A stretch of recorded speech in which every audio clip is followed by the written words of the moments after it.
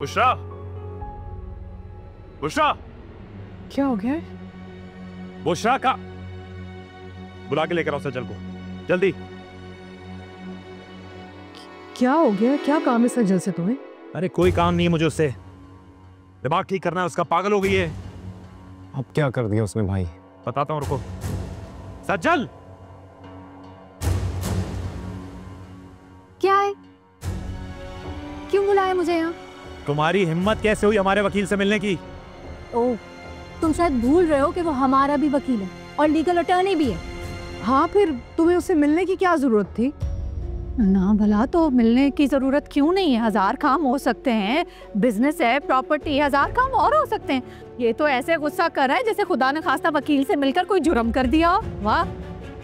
वैसे अगर तुम्हें खबर मिल ही गई है कि मैं लॉयर से मिली थी तो वजह भी पता लग गई होगी। मेरी बात सुनो मैडम,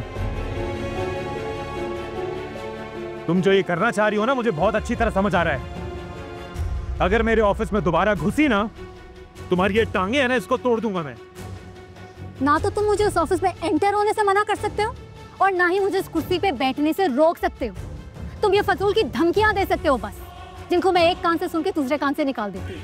तुम चिल्लाते रहो, फाड़ते रहो अपना गला, मुझे कोई फर्क नहीं पड़ता। हाँ तो खुद ही के गले में ना दर्द होगा। तू चल इधर। मैं देख लूंगा तुम्हें। तुम्हें मैं देखूंगी। आइंदा घुसो मेरे ऑफिस में। हाँ, रोक के दिखाओ। जब देखो टांगे ना तोड़ू, मेरा भी नाम नवीद नहीं। अच्छा प्लीज स्टॉप नवीद, स्टॉप। अरे ऑफिस में वकील से क्यों बात करती है ये? अच्छा ठीक है बट और डैशी, We'll talk about this. Relax.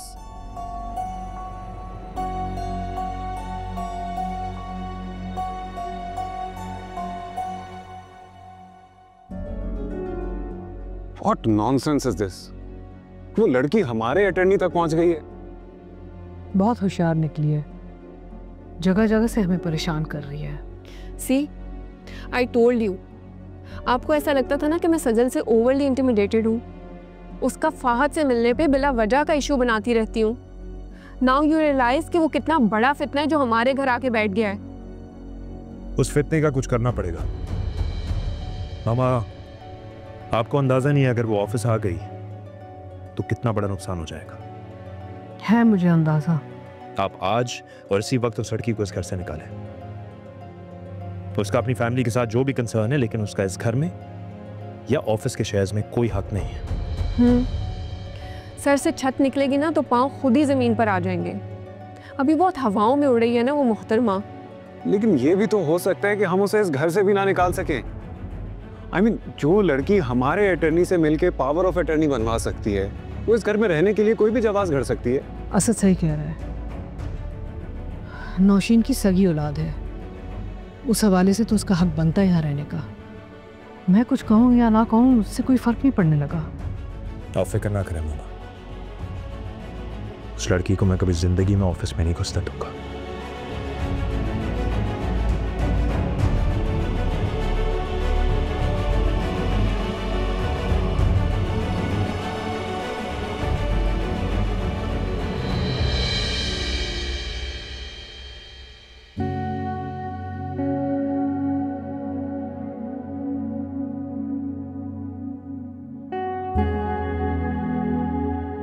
क्या देख रही हो? Wow, so pretty. You like it? हाँ ऑफ कोर्स, है ये इतने खूबसूरत। नवीद ने दिया।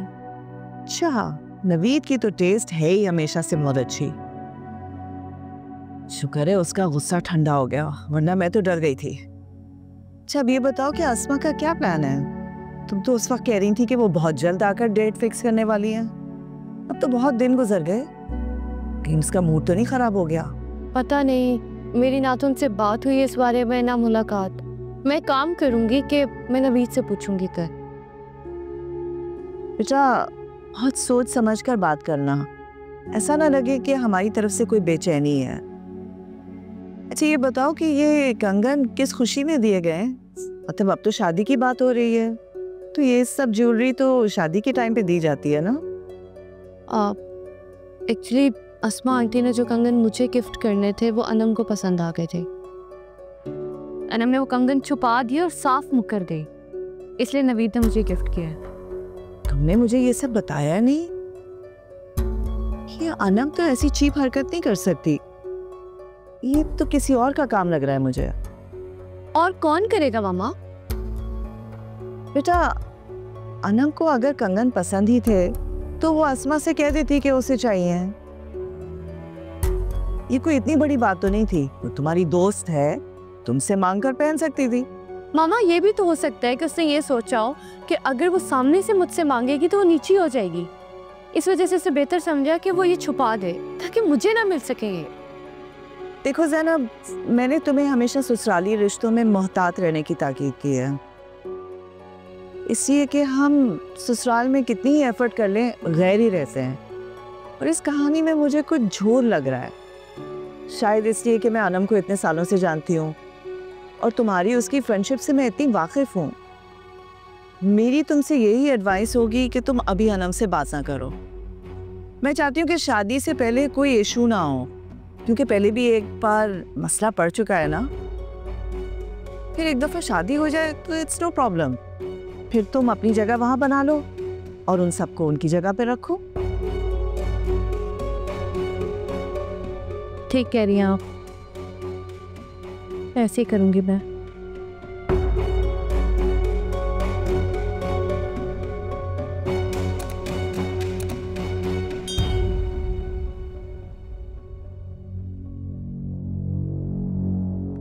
This is unbelievable. वही साहब, आपको ऐसा लगता नहीं है कि आपको ये बात मुझसे पहले डिस्कस करनी चाहिए थी? आप कैसे एक थर्ड पर्सन को लाके हमारे बिजनेस में इतनी रिस्पॉन्सिबल पोजीशन में बिठा सकते हैं? वो भी इस सूरत में जब इसको बिजनेस का जीरो आइडिया है, कोई पब्लिक डीलिंग का एक्सपीरियंस नहीं है इसे। देखिए, नो हाउ और एक्सपीरियंस ये तो काम करने से ही आएगा। सुनो, हाँ असद भाई, आप लोग भी तो अनएक्सपीरियंस थे। बाबा के अंडर काम कर करके आप लोगों ने एक्सपीरियंस गेन किया। आप ही भी तो इसी तरह आप लोगों के साथ। नहीं, आप ही को तुम हमसे कंपेयर मत करो अहमद। हमने बिजनेस पढ़ा है। इस कुर्सी पे बैठना कोई बच्चों का खेल नहीं है, बहुत सारी जिम्मेदारियां जुड़ी हुई हैं।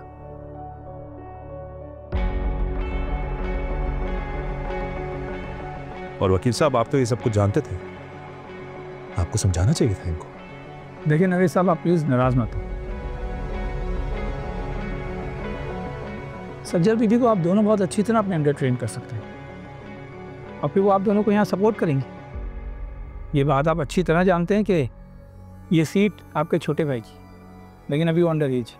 और अब अगर वो और उनकी वालदा चाहते हैं कि इस कंपनी को लुक आफ्टर सज्जल बीबी करें अहमद साहब ने, तो आपको उनके फैसले का एहतराम करना चाहिए। यस, आप इस फैसले से खिलाफ कर सकते हैं, लेकिन आप इनको इनका हक देने से मना नहीं कर सकते।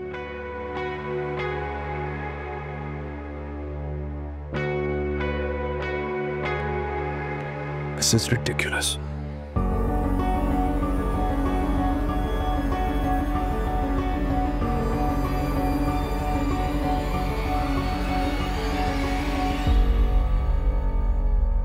इतना मुझको बता दे कैसे